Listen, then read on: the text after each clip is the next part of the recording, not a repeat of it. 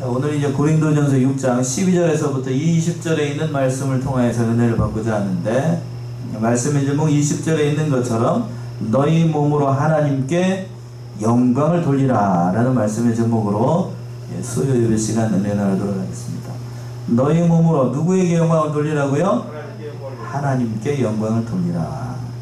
여기서 몸이라고 하는 것은 소극적인 의미로 우리 몸입니다. 이거 몸, 우리가 보이는 이 육신의 몸을 통하여서 하나님께 영광을 돌리라는 거예요.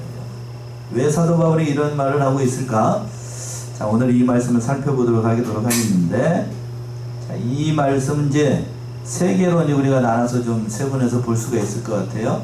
12절과 13절은 모든 것이 가하나 다 유익한 것이 아니다 라고 말씀하고 있어요. 이건 성도의 자유에 대해서 얘기를 하는 건데, 모든 것을 할 수 있다라고 해서 내 마음대로 할 수 없다는 얘기예요.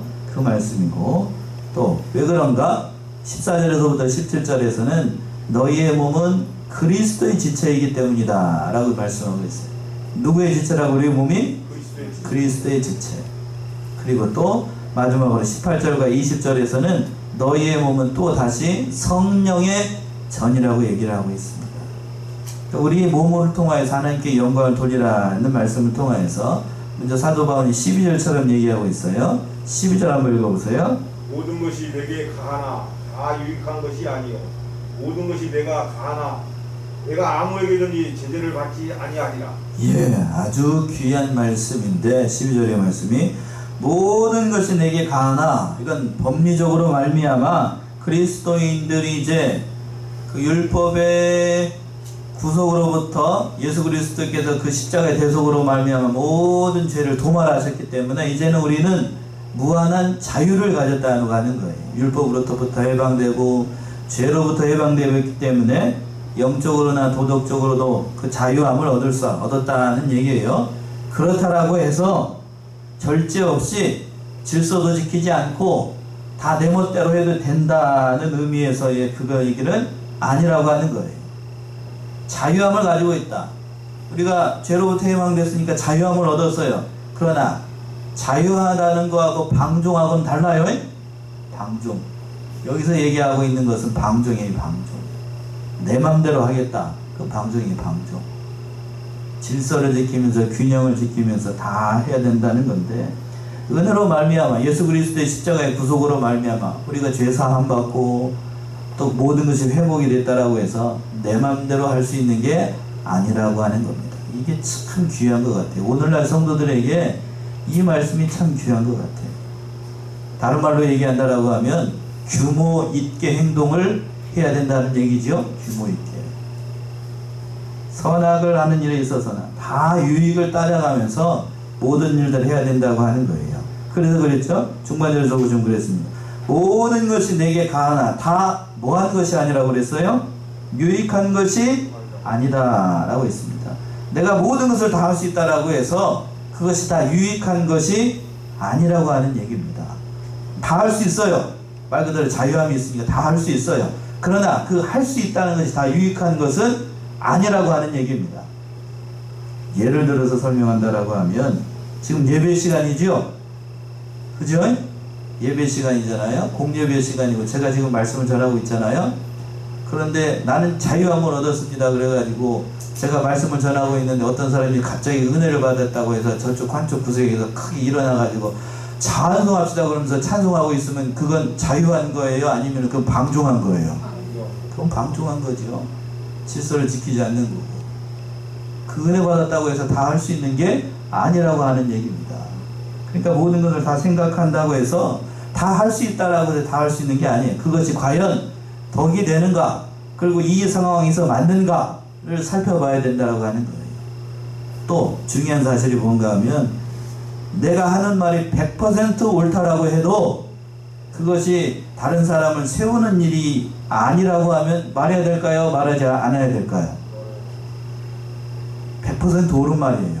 100%가 아니라 200% 옳은 말이라고 해도 200% 옳은 말이라고 해도 그걸 얘기를 해가지고 다른 상대방한테 상처를 주는 말이라고 하면 그 말은 해야 옳은 거예요? 하지 말아야 되는 거예요?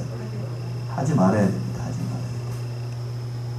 자, 제가 김창욱 그 교수, 김창욱 교수라고 해야 되죠. 거기서 제가 가끔 보고 있는데 심리 상담사예요. 상담사, 소통 전문가라고 하면서 얘기하는데 그 사람이 얘기하기를 뭐라고 그러냐면 여자의 말들 가운데에 잔소리가 있고 헛소리가 있대요. 잔소리하고 헛소리? 뭐가 잔소리죠? 200% 맞는 말이에요. 200% 맞는 말인데 그걸 남편에게 했을 때 남편한테 덕이 전혀 안 되는 소리를 무슨 소리? 잔소리. 그게 잔소리예요. 이게 잔소리. 그런데 전혀 상황에 맞지 않는 소리, 그건 헛소리고 그건 들을 필요가 없는 거고, 잔소리 맞는 얘기예요. 그런데 그 남편한테 해가지고 전혀 도움이 안 돼. 가정이 화목이 되지 않습니다. 근데 그 남자들은, 보통 여자들은 그걸 계속 얘기해요. 그걸 뭐라고 그런다고요? 잔소리. 오늘 남자분들 나오셨으니까 좀 유리하죠. 제가 남자이기 때문에 이런 얘기를 할 수 있어요. 자, 내려가고 난 다음에는 상황이 불려져요. 그러나 제가 왜 이런 얘기를 하냐면 보통 그래요. 보통의 경우들은 남자들이 집에 돌아와서 그런 얘기들을 많이 들어요. 200% 맞는 말이라고 해도 해서는 될 말이 있고 안 될 말들이 있죠. 그 입장을 바꿔놓고서도 마찬가지예요. 여자가 남자한테 하는 말이 아니라 또 남자가 여자한테 하는 말들도 마찬가지죠. 200% 맞는 말이라고 해도 그걸 해서는 안 되는 경우가 있을까요? 없을까요? 있어요. 그 얘기예요. 그 얘기 지금. 그 얘기.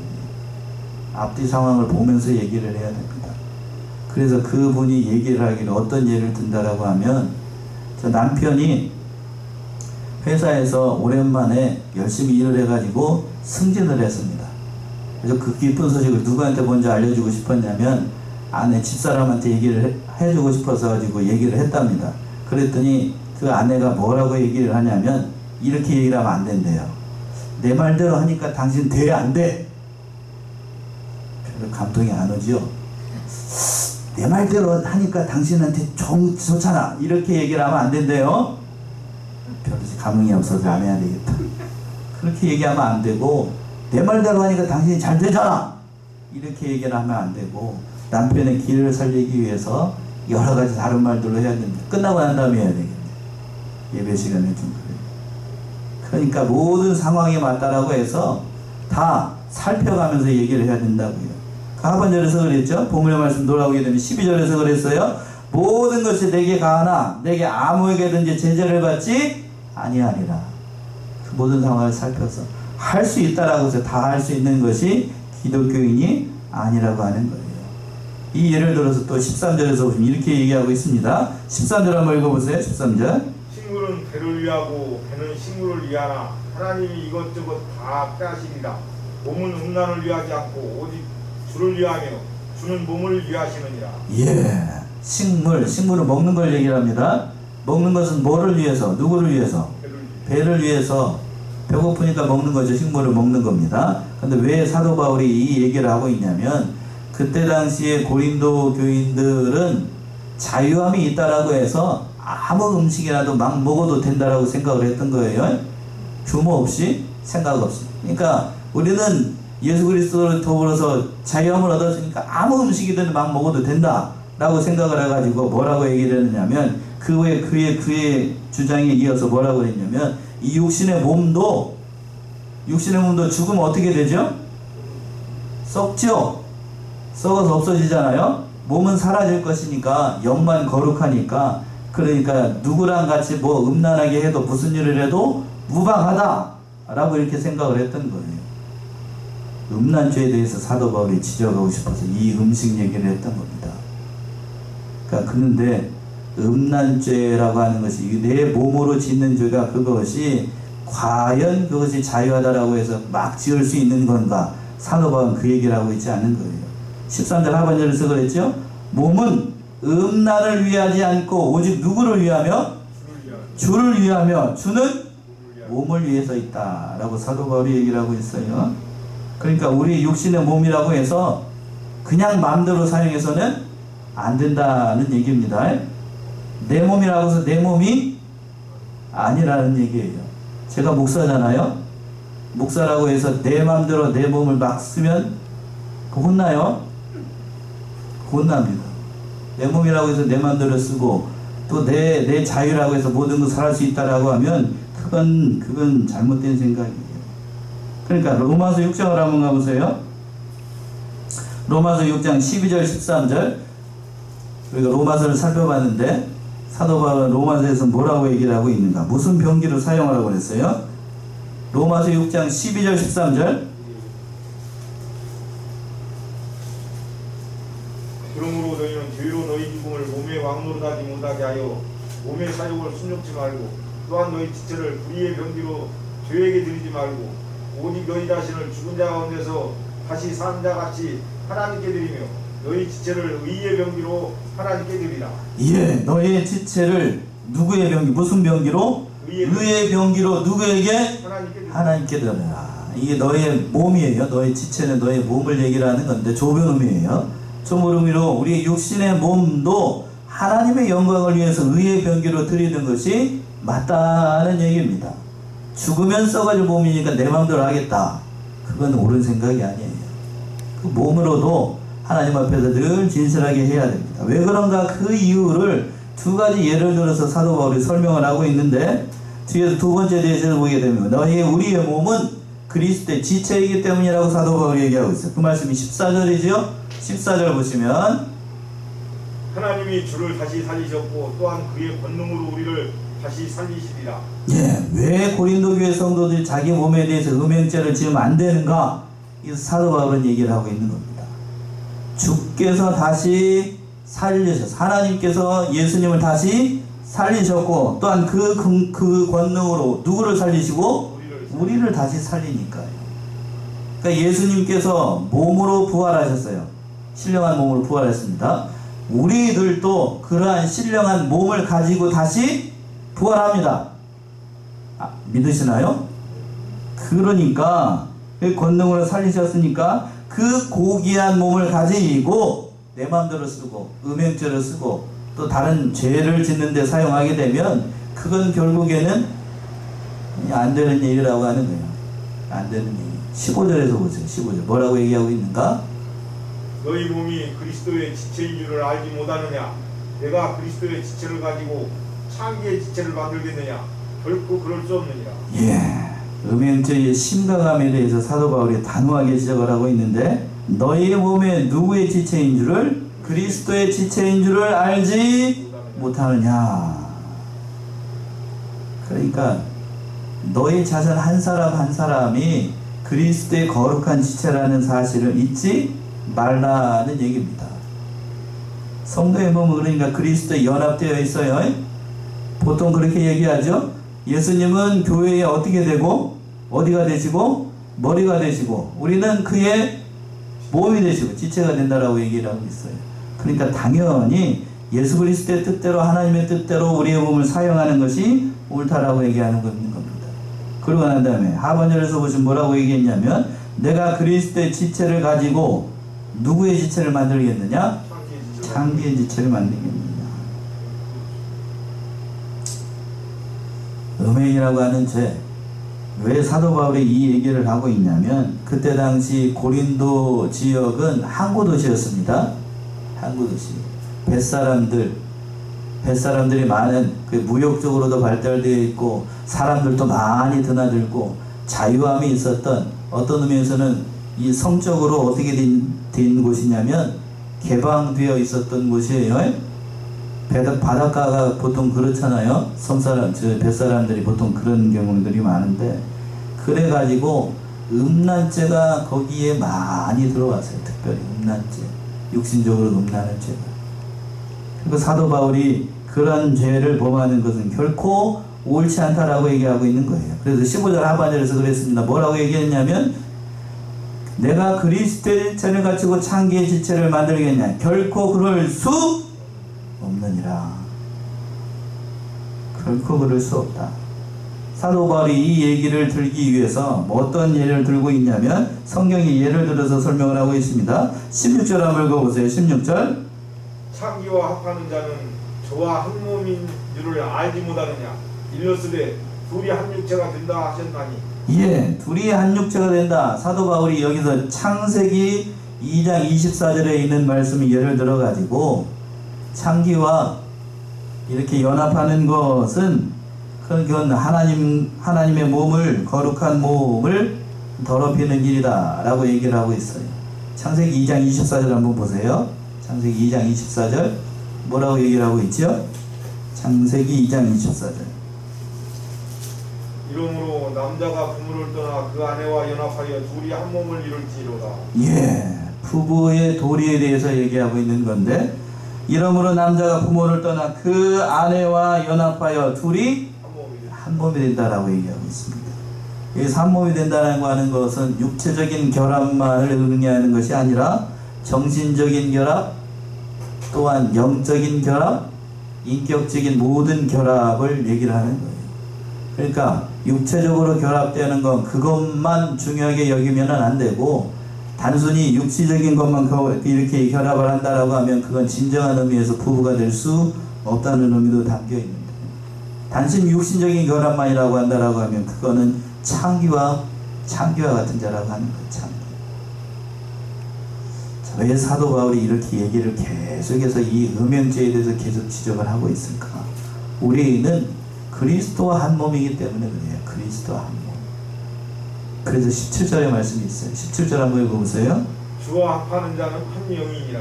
예, 주와 합하는 자는 한 영이라. 영적인 의미로 한다라고 하면 예수님은 우리의 뭐가 되시고 신랑이 되시고 성도는 그의 신부라고 그랬지요. 신부. 자, 신랑과 신부 결혼했어요. 그렇다라고 하면 신랑에게는 오직 한 아내만 있죠? 맞나요? 그리고 신부에게는 오직 한 신랑만 있습니다. 예수님과 결혼해서요. 그런데 다른 사람하고 눈 맞추게 되면 그거는 무슨 죄가 되는 거죠? 예, 그건 간음이라고 얘기하죠. 간음. 근데 세상 법정에서는 요즘 보게 되면 간음죄가 어떻게 됐죠? 우리나라 법에서 간음죄가 어떻게 됐냐면 없어졌어요. 부부 사이에 그래가지고 합법적으로 결혼한 부부가 남편이 요즘 이상한 세상이 돼가지고 그걸 하라는 얘기가 아니고, 남편이 다른 집 아낙네하고 눈이 맞아가지고 이상한 짓을 해도 형법으로는 그 사람들을 처벌을 할 수 있다 없다? 간음죄가 성립이 안 되니까요. 하라는 얘기가 아니고, 이게 무서운데 이게 성립이 안 돼요. 성립이 안 돼. 그 반대의 경우로 아내가 남편이 시원찮아가지고 다른 남자하고 저기 했어요. 음란죄를 졌어. 그러면 우리 세상법으로는 그걸 심판할 수 있다고요? 없다고요? 이상한 세상이 됐어. 이상한 세상. 그렇다라고 해서 형법상으로 그렇다는 얘기고, 민법상으로 도덕적, 윤리적 의무까지 다 없어지는 건 아니지만 이상한 세상이 됐어. 이상한 세상. 그러나 영적인 의미로 더한다라고 하면 우리는 그러한 자가 돼서는 안 된다는 얘기입니다. 17절에서 보시면 그랬어요. 우리는 누구와 합해졌다고 되어 있습니까? 주와 합해진 한 영이 되기 때문에. 그리고 16절에서는 그랬어요. 사도 바울이 얘기하기를 뭐라고 그랬냐면 한 육체가 됐다라고 했어요. 한 육체가 됐어요. 그러니까 그리스도와 한 몸이 된 사람이 다른 세상과 멀게 되면 그건 불신자의 삶을 살아간다라고 얘기하고 있습니다. 그러한 음행을 피하라라고 되어 있는데, 마지막으로 이제 18절과 20절에서 보시면 사도 바울이 이렇게 얘기를 하고 있어요. 18절. 음행을 피하라. 사람이 범하는 죄마다 몸 밖에 있거니와 음행하는 자는 자기 몸에게 죄를 범하느니라. 예. 사도 바울이 음행을 어떻게 하라고 되어 있습니까? 피하라고 되어 있어요. 여기서 피하라는 말은 그 원어적인 의미가 도주하여 안전한 곳을 구하라라는 뜻이 있어요. 그러니까 한순간 도망가라는 얘기가 아니고, 음행죄를 보는 순간 계속해서 어떻게 하라는 얘기냐면 도망가라는 얘기예요. 자, 모든 죄는, 다른 세상의 모든 죄들은 싸워서 이기라고 했는데, 음행죄는 어떻게 하라고 되어 있다고? 지금 피하라고 되어 있어요. 그 자리를 만들면 안 됩니다. 만들면 안 돼. 그 자리를 자체를 만들면 안 돼. 만들면 안 돼.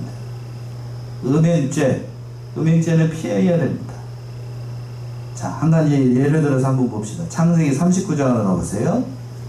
창세기 39장. 여러분들이 잘 아는 대목이죠? 창세기 39장 7절에서부터 12절까지 한번 봅시다. 창세기 39장 7절. 그 후에 그 주인의 처가 요셉에게 눈치다다가 동침하기를 청하니 요셉이 거절하며 자기 주인의 처에게 이르되 나의 주인이 가중 제반 소유를 간섭지 아니하고 다 내 손에 위임하였으니 이 집에는 나보다 큰 이가 없으며 주인이 아무것도 내게 금하지 아니하였어도 금한 것은 당신뿐이니 당신은 자기 아내임이라. 그런즉 내가 어찌 이 큰 악을 행하여 하나님께 득죄하리이까. 예, 이 여기까지 보게 되면 이게 무슨 상황이냐면 요셉이 보디발의 집에 이렇게 잡혀와가지고 그 모든 일을 잘했어요. 이때 요셉이 아주 준수하고 아리따운 남자였습니다. 야, 남자한테 아리따다는 말이 좀 그렇기는 한데 요셉 말로 얘기하면 꽃미남 뭐가처럼 BTS처럼. BTS가 뭔지는 아셔요? 방탄소년단 아시죠? 그 거기 있는 사람들처럼 아주 야리야리 예쁘게 생겼어요, 요셉이. 그러니까 이 보디발의 아내가 그 요셉을 보고 어떻게 하기를 원했습니까? 같이 동침하기를 원했어요. 동침하기를. 그러니까 자기 사람으로 만들고 싶었던 거죠. 예. 그래서 자꾸 뭐 하기를 원했냐면 같이 자자고 같이 동침하자고 얘기를 했던 겁니다. 그랬더니 요셉이 뭐라고 그랬냐면 내가 하나님 앞에서 어떻게 이런 죄를 짓겠습니까? 하면서 그렇게 거절을 했지요. 거절을 하니까 이 여자가 계속해서 뭐라고 얘기를 하는가 하면 10절이죠. 10절. 여인이 날마다 요셉에게 청하였으나 요셉이 듣지 아니하여 동침하지 아니할 뿐더러 함께 있지도 아니하니라. 예, 여기서 중요합니다. 동침하지 아니할 뿐더러 어떻게 하지도 않았어요. 또 함께 있지도 않았습니다. 그 자리를 어떻게 한 거예요? 지금 피한 거예요. 그럴 기회 자체를 주지 않은 겁니다. 음행죄를 짓지 않도록 하기 위해서. 참 귀한 거예요. 또 11절. 그러할 때 요셉이 시무하러 그 집에 들어갔더니 그 집사람은 하나도 거기 없었더라. 그 여인이 그 옷을 잡고 가로되 나와 동침하자. 요셉이 자기 옷을 그 손에 버리고 도망하여 나가매 그가 요셉이 그 옷을 자기 손에 버려두고 도망하여 나감을 보고. 예, 거기까지요. 자, 이제 무슨 일 때문에 그 안에 보디발 아내 집으로 딱 들어갔어요. 딱 들어갔더니 옳거나 하고 기회는 이때다 그래가지고 옷자락을 잡으면서 뭐라고 그랬습니까? 나하고 같이 어떻게 하자고요? 예, 그렇게 얘기를 했어요. 그랬더니 그 요셉이 그걸 거절을 했죠. 옷을 다 어떻게 해버리고 옷을 버리고 자기 옷을 그 손에 버리고 도망갔어요. 잘한 거예요, 잘못한 거예요? 한 번만 더 잘했다고 얘기하네.